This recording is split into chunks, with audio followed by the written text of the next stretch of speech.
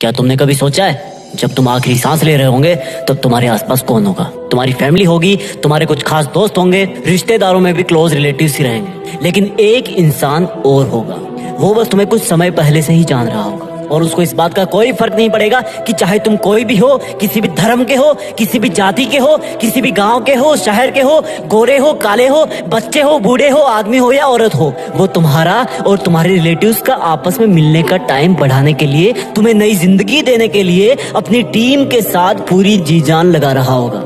ये वो इंसान होगा जिसने अगर ऑपरेशन थिएटर के बाहर आकर सॉरी बोल दिया तो समझो खेल खत्म। ले सकते हो ये जिम्मेदारी, बन सकते हो इस तरह का एक बहादुर डॉक्टर जो कि अभी अभी ऑपरेशन थिएटर से निकला है, जिसको इन्फॉर्मेशन मिली है कि इमरजेंसी है। एक डॉक्टर के लिए इमरजेंसी वर्ड काफी है। उसके लिए इमरजेंसी का मतलब सिर्फ और सिर्फ किसी की लाइफ है। एक इंसान अपने आप को कितने विश्वास से सौंप देता है खुद को डॉक्टर के सामने, सब चीजें कबूल कर लेता है, क्योंकि मरीज जानता है कि डॉक्टर को नहीं बताऊंगा तो किसको बताऊंगा। और ये विश्वास आता है तुम्हारे नॉलेज से, तुम्हारे प्रोफेशन से, और ये दोनों आते हैं सिर्फ और सिर्फ डेडिकेशन से। डेडिकेशन के लिए सैक्रिफाइस करना पड़ता है, पढ़ाई करना पड़ता है, सीखना पड़ता है। ये तुम्हारी एमबीबीएस के लिए एंट्रेंस एग्जाम तो एक छोटी सी परीक्षा है जो सिर्फ और सिर्फ तुमसे पढ़ाई मांग रही है। जब असल में तुम डॉक्टर बन जाओगे तब हो सकता है तुम्हारी फैमिली में किसी का बर्थडे केक पोस्टपोन करना पड़े, क्योंकि हो सकता है उस वक्त कोई इमरजेंसी आ जाए। उस सैक्रिफाइस के सामने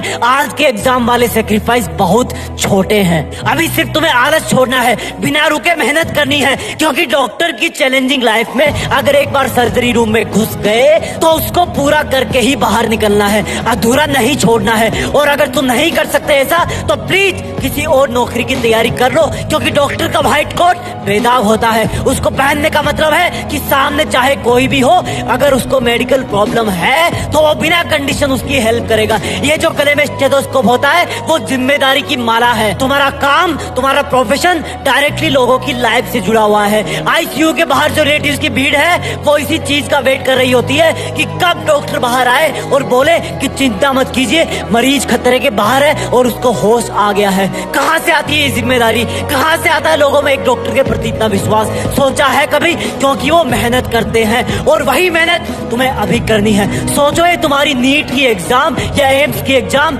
एक इमरजेंसी है। अब तुम क्या करोगे? डॉक्टर होना चैलेंज स्वीकार करो, अपनी टीम बनाओ और तुम्हारी टीम में तुमको मिलाकर सिर्फ 3 लोग हैं। पहले तुम, दूसरी तुम्हारी प्लानिंग, तीसरा तुम्हारा हार्डवर्क। तुम्हारा स्टेथोस्कोप है तुम्हारा दिमाग, जो हमेशा तुम्हारी मंजिल पाने के लिए बेताब धड़कनों की बात सुनता है और उसके हिसाब से तुम्हारी बॉडी को मेहनत करने के लिए ऑर्डर करता है। और जब तुम इस एग्जाम की इमरजेंसी से लड़ रहे हो उस वक्त अपने इस ऑपरेशन थिएटर रूपी स्टडी रूम के बाहर की वार्निंग लाइट जला देना, ताकि तुम्हें मेहनत करने से कोई डिस्टर्ब ना कर सके, यहाँ तक कि तुम्हारी गंदी आदतें भी नहीं। और जी जान से किताब की हर एक लाइन पढ़ना, क्योंकि तुम्हें क्या पता कौन सा केमिकल फॉर्मूला किसी की जिंदगी बचा दे। और इस एग्जाम की इमरजेंसी में जो ब्लड चाहिए उसका ब्लड ग्रुप जे होना चाहिए, यानी कि जोश। जब तक तुम इस एग्जाम को क्रैक ना कर लो तब तक शरीर में जे ग्रुप वाला खून दौड़ते रहना चाहिए।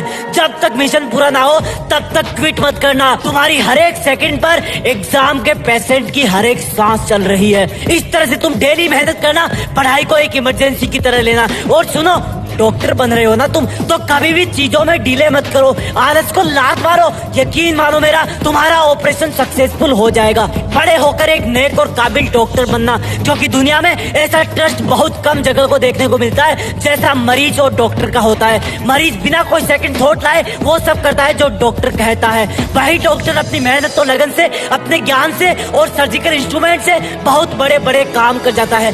ब्रेन सर्जरी कर देता है, ओपन हार्ट सर्जरी कर देता है, प्लास्टिक सर्जरी कर देता है, हार्ट का ट्रांसप्लांट कर देता है, और भी ना जाने कितने ही कॉम्प्लिकेटेड ऑपरेशन कर देता है। कौन है वो इंसान जो ये सब एडवांस बायोटेक्नोलॉजिकल काम करता है? क्या ये सब काम करने वालों को अलग से पैदा होता है? वो हम जैसा ही पैदा होता है, लेकिन उसकी मेहनत और लगन उसको वो सब काम करने के काबिल बनाती है जिससे कई जिंदगियां बच जाती है। और उस मेहनत की स्टार्ट होती है उस स्टूडेंट से जो एमबीबीएस करने के लिए एंट्रेंस एग्जाम की तैयारी कर रहा है। जय हिंद, वंदे मातरम।